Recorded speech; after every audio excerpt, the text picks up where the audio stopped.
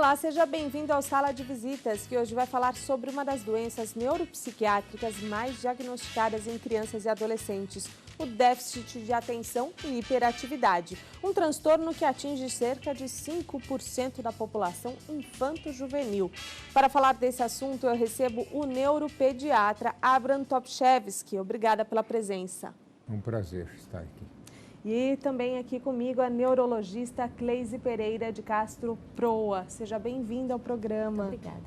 Bom, para começar então esse bate-papo, o que é o déficit de atenção? O transtorno do déficit de atenção e hiperatividade é uma situação neuropsiquiátrica muito comum, a mais comum, né, que a gente encontra em crianças, adolescentes, e ela se caracteriza por uma tríade, né? Que são a impulsividade, a hiperatividade e a dificuldade de atenção. De certa forma, esse é um termo não muito correto para a questão do diagnóstico em si, porque o transtorno de déficit de atenção supõe que a criança não tem atenção, né? E a criança tem, só que para as coisas que lhe interessam, né? Para aquilo que é estimulante. Então, teria que estimular essa criança sempre. Na realidade, as coisas que a criança fica mais tempo concentrada são situações que a estimulem, que sejam interessantes. Isso que é muito importante da gente perceber. Doutor, como faz esse diagnóstico de uma criança com déficit de atenção? Grande parte das vezes, essas crianças elas têm uma dificuldade em manter um foco numa determinada tarefa. Obviamente que as tarefas onde as coisas aparecem com mais ênfase são as tarefas escolares. Então os pais percebem, os professores percebem que essa criança ela pode ter foco para assistir TV, ela pode ter foco no joguinho, ela pode ter foco, ficar 2 horas lá no computador fazendo o seu joguinho sem problema nenhum, mas a gente percebe que na sala de aula, onde existem vários estímulos ao mesmo tempo, essas crianças têm dificuldade de prestar atenção, de manter um foco no professor, e isso vai ter uma interferência muito grande no aprendizado e na memorização. O professor tem um papel fundamental nesse momento também. Sim, o professor tem um papel fundamental porque ele é o primeiro que percebe essas dificuldades. Porque essas crianças, muitas vezes, elas não têm um desempenho que esteja na média do grupo. Elas estão aquém da média do grupo. Então, com isso, acaba ficando para trás na parte do aprendizado. Então, nesse sentido, o professor é o primeiro que percebe as dificuldades, aí ele vai trocar ideias com os coordenadores e, posteriormente, vão entrar em contato com os familiares para explicar a situação. E o que é interessante é que são crianças que têm uma inteligência normal ou muitas vezes acima da média. Olha. Então é muito complicado, né, uma criança que tem uma inteligência boa, uma inteligência normal, não conseguir acompanhar a sua série escolar, né? Ela ter dificuldades acadêmicas. Isso chama muita atenção. Afora o comportamento, né, que muitas vezes também prejudica essa criança porque ela não permite que as outras crianças prestem atenção. Agora, é natural que uma criança se interesse mais por um assunto do que outro, né? Goste mais do joguinho do videogame, do celular, do que, às vezes, uma aula. Sim. Então, como separar isso, né? Como entender o que é grave do que o que é normal? Não, o que acontece é o seguinte, você tem interesses diferentes a certas coisas, mas existem certas situações que você tem que ultrapassar aquela dificuldade, certo?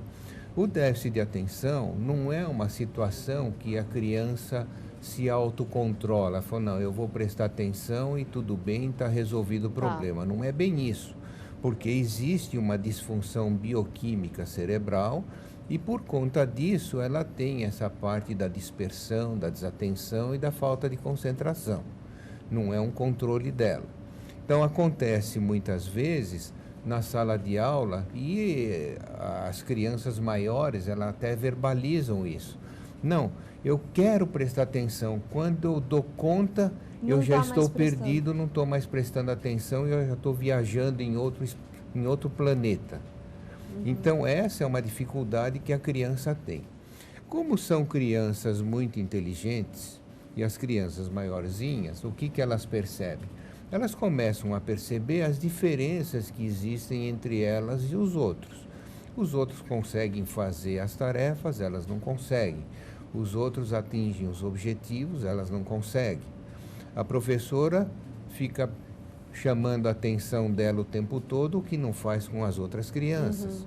Chega em casa, a família tem uma expectativa e cobra o resultado dessa criança, e eles mesmo em casa, muitas vezes, não conseguem fazer as tarefas de uma maneira adequada, porque também tem o problema da dispersão, o problema da desatenção. E existe também uma própria insatisfação da criança, que ela percebe as dificuldades que ela tem, que ela não atinge os objetivos nem que ela espera dela mesma e nem que os outros esperam dela. Uma frustração, né? Uma frustração total. E isso aí pode levar a um quadro de depressão ou, eventualmente, ao contrário. Existem alguns que reagem de uma maneira mais agressiva, de uma maneira mais violenta. E aí são consequências que podem afetar até o desenvolvimento todo dessa criança, né? O estado emocional dela é complicado. É isso? Porque ela está dentro de um processo de desenvolvimento. Né? Então, uma criança, naturalmente, ela é ativa. Né? E um ambiente de sala de aula exige uma disciplina e um comportamento que a criança tem que se controlar, né? Como o doutor Abraham mencionou. E a questão do autocontrole vai seguindo na vida dessa pessoa e vai causando muitos prejuízos, inclusive sociais. Né? Tem dificuldades de sociabilização, estresses familiares. Né? E depois, quando ela se torna adulto, 50% mantém as características dos sintomas, desses sintomas todos. Né? 50% dos adultos, 50% conseguem vencer e 50% não. Então, o que causa isso? Muitos divórcios, muitos relacionamentos, problemas no emprego, né? Assim, desemprego, problemas com a lei, adição de drogas, porque álcool. Esse adulto, ele continua disperso, a gente pode dizer assim, ou hiperativo? O adulto, ele vai arrumando estratégias, porque a pessoa é inteligente, né? Ela não vai, assim, de alguma forma, ela vai se proteger de tantos fracassos. Então, ela vai criando estratégias. Porém, a desorganização, ela é sempre presente.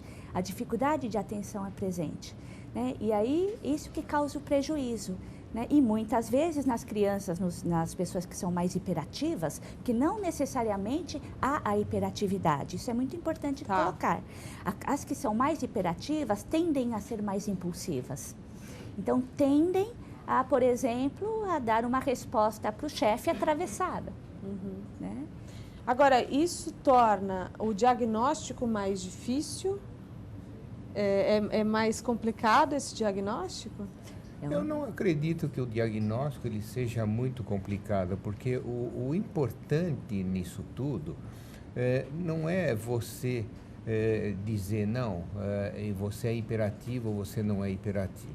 O que a gente tem que ver qual é o prejuízo que o indivíduo tem na sua vida social, na sua vida familiar, na sua vida de trabalho ou escolar. Eu acho que esse que é o mais importante. Não é, o diagnóstico é apenas um apêndice da história, né? Mas o que é importante é justamente isso. Muitas vezes você recebe a criança no consultório, ou recebe o adolescente no consultório, ou outros colegas que recebem os adultos, então com queixas, com referências de alguma coisa. Ah, mas eu não sou tão hiperativo, eu não sou tão disperso, eu não sou tão desatencioso, eu não sou tão. E muitas vezes os pais têm dificuldade de aceitar o diagnóstico. Às vezes eles chegam até procurar um médico tardiamente. Então, o que acontece? Acontece uma coisa muito simples. O que a gente tem que averiguar? Qual é o tamanho do prejuízo que você está tendo? Você tá bem na escola? Obviamente que você não precisa procurar um médico e nem se preocupar com isso. Você está bem sob aspecto social? Você está bem sob aspecto familiar? Você está bem nas suas atividades esportivas, coletivas, etc.? Então está tudo bem. Agora, quando vocês vão procurar um especialista, é porque alguma coisa não está indo bem. Sim. Então, aí o diagnóstico ele se torna mais ou menos claro. Pode, muitas vezes, não só o médico fazer o diagnóstico, mas você precisa, às vezes, o auxílio de uma psicóloga ou de uma psicopedagoga, ou eventualmente de uma fonoaudióloga, enfim, de algum especialista de outras áreas que trabalham em paralelo com a área da saúde e que vão poder fechar um diagnóstico nesse sentido. Então, na verdade, o que é mais importante do que tudo é avaliar o quanto você está defasado da média do teu grupo. Eu quero ainda falar sobre medicalização com vocês, mas é só no próximo bloco. A gente vai fazer um rápido intervalo, daqui a pouco voltamos com mais Sala de Visitas. Até já!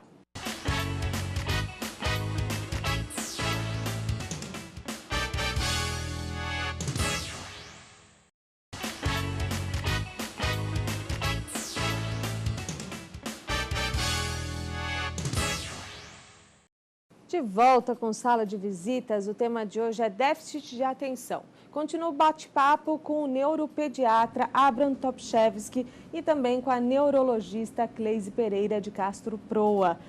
Bom, existe uma idade mais indicada para fazer o diagnóstico do transtorno? Exato. Em geral, após os 4, 5 anos é que você percebe mais essa parte da hiperatividade, do déficit de atenção. Até então, as crianças elas são normalmente um pouco mais agitadas, um pouco mais inquietas, mas é uma fase de exploração de ambiente, de conhecer as coisas, isso daí é uma coisa muito comum. O que chama às vezes a atenção da gente são aquelas crianças no primeiro ano de vida. São aquelas crianças que são extremamente agitadas, muito inquietas, choram com muita frequência, têm muita cólica, estão eternamente insatisfeitas, porque se você pega nos braços elas choram, se você põe no berço elas choram, reclamam.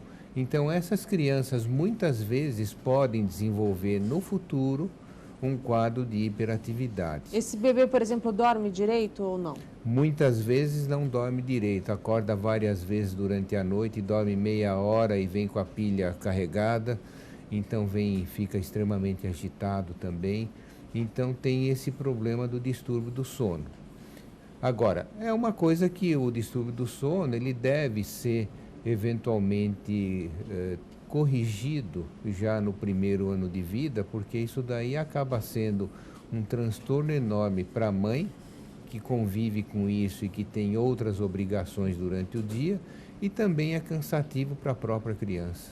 Como se corrige isso? Há vezes que você muda certos hábitos durante a noite, então você dá algumas dicas para a família no sentido de melhorar as condições. Então, dar um banho antes de dormir, relaxar, fazer a criança relaxar um pouquinho. Então, essas são coisas importantes. Às vezes, quando as coisas ficam um pouco mais complicadas, um pouco mais difíceis, você às vezes tem que usar durante um período curto até medicamento para induzir a um hábito de sono. Doutores, eu acho muito importante a gente falar sobre medicalização. Muitos estudos vêm apontando o aumento do uso de medicamentos para transtornos como o déficit de atenção e cada vez mais crianças e adolescentes vêm sendo medicados. Agora, isso confere realmente essas crianças, essa quantidade de crianças e adolescentes tem o déficit de atenção? Quais são os cuidados? Infelizmente, poucas crianças têm acesso a um especialista, né? A um neuropediatra, a um psiquiatra infantil, né? E esse diagnóstico, como a gente já conversou anteriormente, ele tem que ser feito com um certo rigor, né? Com uma capacitação médica. E quando isso não acontece, quando a criança não tem esse acesso, esse diagnóstico pode ser super realizado, super feito, né? E aí ela acaba sendo medicalizada, às vezes sem necessidade, né? Porque não tem hábitos que poderiam ser adquiridos que a ajudassem, ou um acolhimento escolar, ou uma situação familiar que fosse mais favorável para essa criança, e não necessariamente que ela tenha um diagnóstico de desatenção e hiperatividade. Então, existe sim tanto esse lado da moeda, da supermedicalização, como também da submedicalização, de crianças que precisariam do diagnóstico e não têm acesso a esse diagnóstico.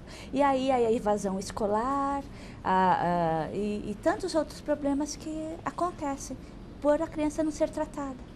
Sem dúvida nenhuma que isso foi um fenômeno, inclusive nos Estados Unidos, em todos os lugares e aqui também, que há uma tendência, vamos dizer assim, ao uso de medicamento de uma maneira mais abusiva. Se nós fizermos uma retrospectiva do que acontece, a gente vai perceber que a maioria dessas crianças que são medicadas abusivamente, não são abusivamente medicadas por especialistas. Não é pelo neuropediatra e nem pelo psiquiatra infantil. Então, hoje existe uma tendência dos clínicos fazerem o diagnóstico que eles acham que é importante e muitas vezes eles são os médicos que dão os medicamentos para as crianças. Então, se você for olhar as crianças que são realmente tratadas pelo neurologista infantil e pelo psiquiatra infantil, raramente elas são medicadas acima da média.